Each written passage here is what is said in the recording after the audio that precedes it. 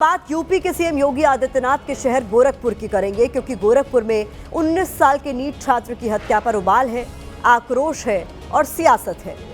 UP की कानून व्यवस्था पर पूरे देश में चर्चा हो रही है। सीएम के गृह क्षेत्र में पशु तस्करों ने नीट छात्र की हत्या की है। हत्या से गुस्साए परिजनों ने हंगामा किया, हाईवे को जाम किया और पुलिस पर पथराव किया।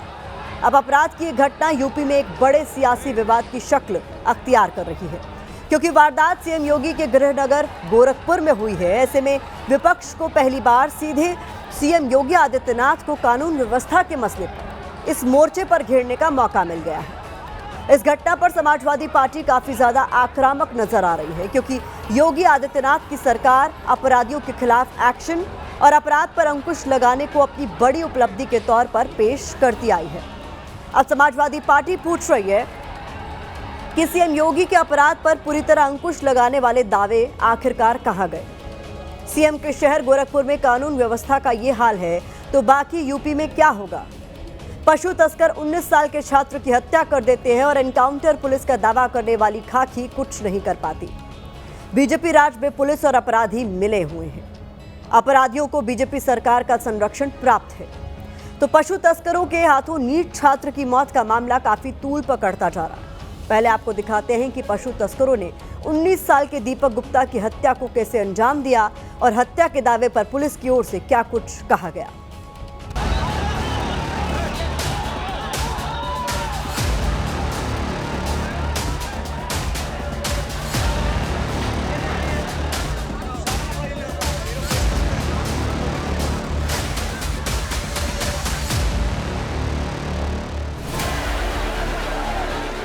गोरखपुर में नीट छात्र की हत्या के बाद विपक्ष यूपी पुलिस के एनकाउंटर वाले कुछ आंकड़े गिना रहा है। 2017 से 2025 के बीच यूपी में 15,000 से ज्यादा एनकाउंटर हुए। हर दिन लगभग 5 एनकाउंटर हुए। एनकाउंटर में करीब 243 अपराधियों को मौत के घाट उतारा गया। तो सीएम योगी की पुलिस के लिए ये जीत के आंकड़े हैं, लेकिन विपक्ष सीएम के शहर में हुई छात्र की हत्या के बाद इसे पराजय का हार बनाकर प्रदेश की कानून व्यवस्था के गले में पहना रहा है। सीएम योगी के गृह क्षेत्र गोरखपुर में ये वारदात बीती रात को हुई। रात करीब 12:30 बजे पशु तस्कर 2 वाहन लेकर पशुओं की चोरी के इरादे से महुआ चापी गांव में घुसे। जब पशु तस्कर पशुओं की रस्सी खोलने की कोशिश कर रहे थे, तभी गांव वालों को इसकी भनक लग गई और उन्होंने पशु तस्करों का पीछा करना शुरू कर दिया। जानकारी के मुताबिक गाँव वालों की इस भीड़ में 19 साल का नीट छात्र दीपक गुप्ता भी था। पशु तस्करों का पीछा करते हुए दीपक इतना आगे निकल गया कि चोरों के हत्थे चढ़ गया। परिवार वालों का आरोप है कि पशु तस्करों ने उसे अपनी गाड़ी में बिठा लिया। इसके बाद वो 1 घंटे तक दीपक को इधर उधर घुमाते रहे। बाद में दीपक के मुंह में गोली मारकर उसकी हत्या कर दी गई। दीपक का शव 4 किलोमीटर दूर सरैया गांव में फेंककर फरार हो गए। तो ये हमारा फर्नीचर का मकान है, की दुकान का घर है। हाँ, तो वहीं पे हमारे ससुर और हमारे भाई ने रहते हैं। तो सब खाना खा के सो गए थे। अब 10 बजे से वहाँ से पुलिस और सब चोरी करने गाड़ी लेके घूम रहे थे। 11 बजे हमारे घर में घुस गए। उसके बाद हमारे पति को मारे, हमारे देवर को मारे, हमारे छोटे बच्चे को मारे। उसका पिकअप वाले सब रोक के हमारे बच्चों को उसमें सब लाद कर लेके चले गए। इधर एक पशु तस्कर को वाहन समेत गांव वालों ने पकड़ लिया। इसके बाद उसको पीट कर आत्महत्या कर दिया और वाहन में आग लगा दी गई। पशु तस्कर को छुड़ाने पहुंचे पुलिस अधिकारियों ने बीच बचाव की कोशिश की। इस दौरान उनकी गांव वालों के साथ झड़प हुई, जिसमें एसपी और थाना प्रभारी घायल भी हो गए। वहीं दीपक की हत्या पर मंगलवार की सुबह होते होते गांव वालों का गुस्सा फूट पड़ा और उन्होंने गोरखपुर पिपराइच रोड को जाम कर दिया। इसके बाद भारी तादाद में यूपी पुलिस और पीएसी के जवान मौके पर पहुंचे। पुलिस अधिकारियों ने गांव वालों को समझाने की कोशिश की, लेकिन बात बनने के बजाय बिगड़ती चली गई। गांव वालों ने पुलिस पर पथराव शुरू कर दिया, जिसके बाद हालात पर काबू पाने के लिए पुलिस ने बल प्रयोग भी किया।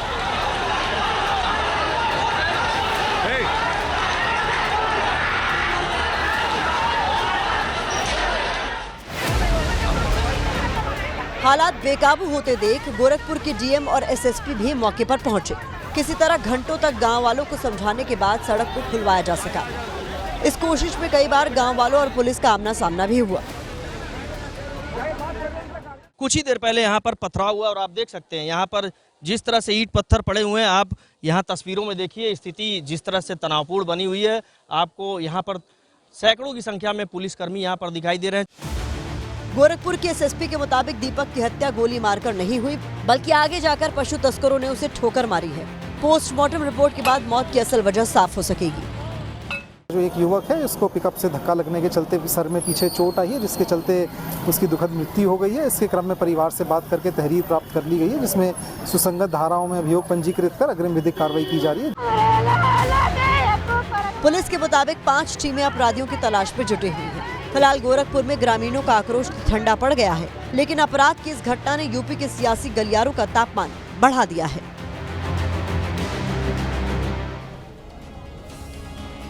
सूत्रों के मुताबिक पुलिस ने पशु तस्करों की तलाश तेज कर दी है।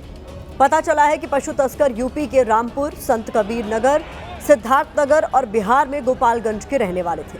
पकड़े गए पशु तस्कर से पूछताछ में पुलिस को ये जानकारी मिली है। सीएम ऑफिस की तरफ से घटना पर पोस्ट लिखा गया है कि मुख्यमंत्री ने घटना का संज्ञान लिया है। अधिकारियों को पीड़ित परिवार से संवाद करने और दोषियों के खिलाफ कठोर कार्रवाई के लिए निर्देश दिया गया है। इधर इस मामले पर बीजेपी एसपी के बीच जुबानी जंग तेज हो गई है।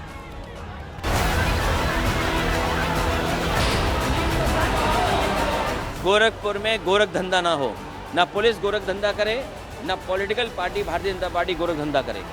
जनता को न्याय दें, मदद करें। पीड़ित परिवार जिसने बेटा खोया है उसको 5 करोड़ की मदद सरकार दे।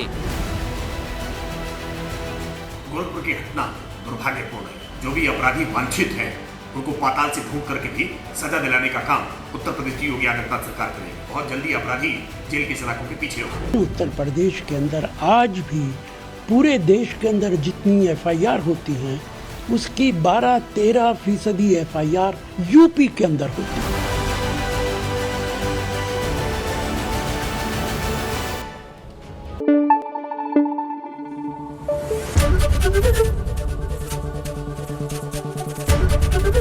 एबीपी न्यूज आपको रखे आगे।